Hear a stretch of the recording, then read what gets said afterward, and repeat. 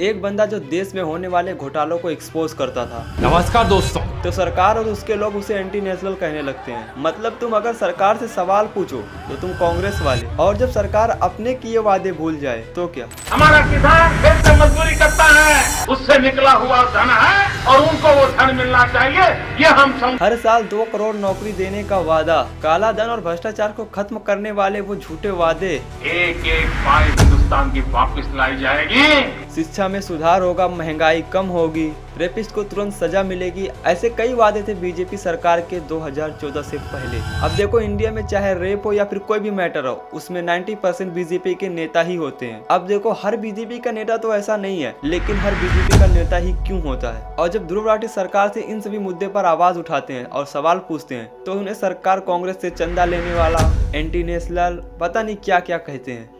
इनकी एक वीडियो से सरकार घबराहट में आ जाती है। अब एक यूट्यूबर के पास इतनी पावर कैसे हो सकती है कि उससे सरकार हिल जाए। अब ये पावर कहें या फिर कुछ भी कहें, लेकिन असली रीजन है सरकार की कमजोरी। इन्होंने भारत की जनता को सवाल करना सिखाया, हक के खिलाफ आवाज उठाना सिखाया, हक के खिलाफ बोलना सिखाया, देश में हो रहे घोटालों और अपराधों को अपने वीडियो के थ्रू जनता के सामने लाया। इन्होंने अपनी वीडियो में ऐसे कई मुद्दों पर आवाज उठाई है। न जाने इनसे कई लोग इंस्पायर होकर इनके जैसी वीडियो बनाने की कोशिश करते हैं। तो आज की इस वीडियो में हम जानेंगे ध्रुव राठी के बारे में, तो इंडिया से लेकर जर्मनी तक के पूरे सफर को।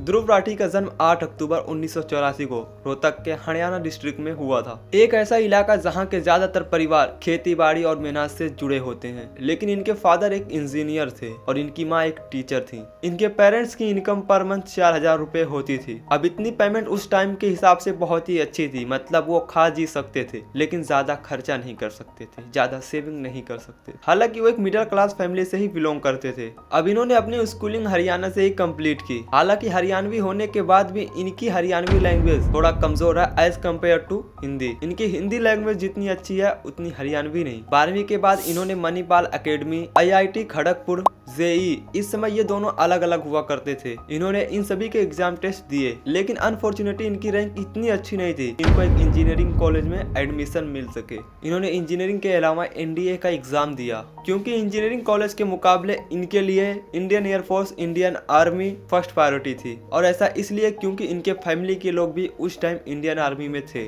इनके नाना, इनके मामा और इनके मौसा। लेकिन इनको ट्रैवलिंग का बहुत ही ज्यादा शौक था। इन्हें नई नई जगह घूमना बहुत ही अच्छा लगता था और इन्होंने बचपन में बहुत सारी ऐसी जगहें घूमी अपने पेरेंट्स के साथ। अब ऐसा इसलिए होता था क्योंकि इनके नाना जो थे वो इंडियन आर्मी से थे। तो आप सभी को पता होगा कि इंडियन आर्मी के जवानों की पोस्टिंग एक जगह से दूसरी जगह, दूसरी जगह से तीसरी जगह होती रहती है। अब इसी वजह से जब इनके पेरेंट्स इनके नाना से मिलने जाते थे तो उनको भी अलग अलग जगहों पर जाना पड़ता था, जिसकी वजह से उन्हें नई नई जगह घूमने का अवसर मिलता था। और उन्होंने यही सब सोचकर NDA का फॉर्म भर दिया। उन्होंने रिटन एग्जाम क्लियर भी कर लिया। अब बारी थी इंटरव्यू की। उन्हें पूरा कॉन्फिडेंस था कि वो इंटरव्यू क्लियर कर लेंगे। हालांकि उन्हें इंटरव्यू के लिए वाराणसी भी बुलाया जाता है और ये इंटरव्यू के लिए वाराणसी जाते भी हैं। हालांकि वह इस इंटरव्यू को क्रैक नहीं कर पाते हैं। ऐसा इसलिए क्योंकि वो उस टाइम बोलने में इतना एक्सपर्ट नहीं थे। समय पर मैं बात करने में इतना अच्छा नहीं था, मैं बहुत धीरे धीरे बात करता था। और इस इंटरव्यू में वो चाहते थे ऐसे लोग जो बड़े स्ट्रेट बोले, लाउडली और क्लियरली बात करें, जिनकी आवाज में थोड़ा दम हो। और भी ऐसे बहुत सारे रीजंस थे,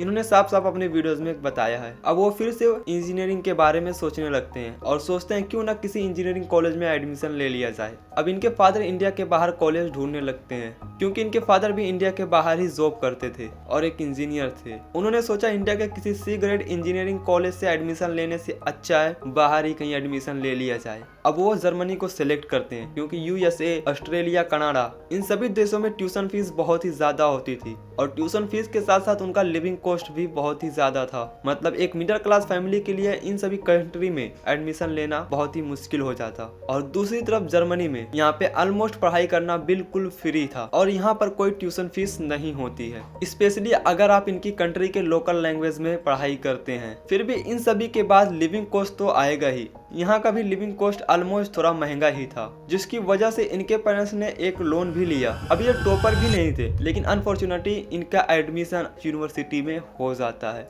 इन्होंने बैचलर मैकेनिकल ऑफ इंजीनियरिंग का कोर्स लिया और काफी डेडिकेशन और हार्ड वर्क के चलते इन्होंने इस मैकेनिकल इंजीनियरिंग कोर्स को कंप्लीट भी कर लिया और साल 2015 में ये मास्टर्स करते हैं रिन्यूएबल एनर्जी के फील्ड में और सेम यूनिवर्सिटी से ही करते हैं। अब एक बार ध्रुव राठी इंटर्नशिप करने के लिए यूनिवर्सिटी से बाहर जा रहे थे एक कंपनी के ऑफिस में जो करीब शहर से करीब 1 घंटे की दूरी पर था और ट्रेवलिंग के लिए वो ट्राम का यूज करते थे। अब रोज की तरह ही ध्रुव राठी ट्राम का यूज करके इंटर्नशिप करने के लिए जा रहे थे, तभी उनकी मुलाकात होती है एक लड़की से जिसका नाम था यूली। अब ये दोनों एक ही ट्राम का यूज करते थे, यूली अपने स्कूल जाने के लिए और ध्रुव राठी अपने इंटर्नशिप करने के लिए। और करीब इनका रिलेशनशिप बहुत ही लंबा चला और करीब 4 से 5 साल बाद इनकी शादी होती है।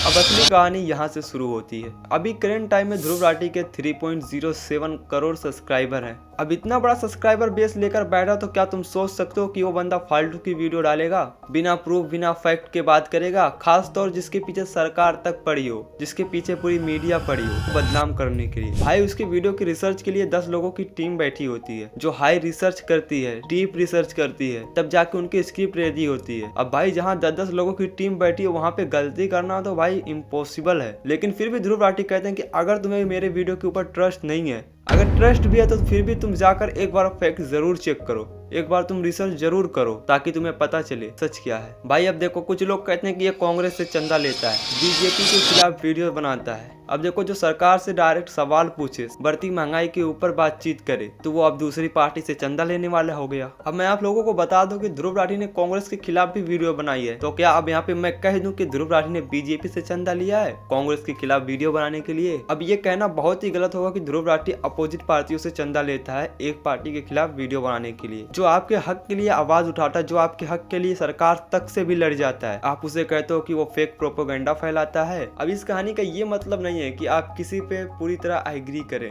इस कहानी का मतलब ये है कि अपने हक के लिए लड़ना, आवाज उठाना, सवाल पूछना, चाहे वो सरकार ही क्यों ना हो। क्योंकि जब एक आदमी फैक्ट के साथ बोलकर इतनी रिएक्शन पैदा कर सकता है तो समझ लीजिए कि बात सिर्फ उस आदमी में नहीं है। आज ध्रुव राठी एक यूट्यूबर से ज्यादा वो एक रिमाइंडर है कि डेमोक्रेसी सिर्फ वोट देने से नहीं बल्कि समझने और सवाल पूछने से जिंदा रहती है। आप उसे पसंद करें या फिर क्रिटिसाइज करें, लेकिन जब तक आप सोच रहे हैं तब तक ये कहानी अपना काम कर चुकी होगी।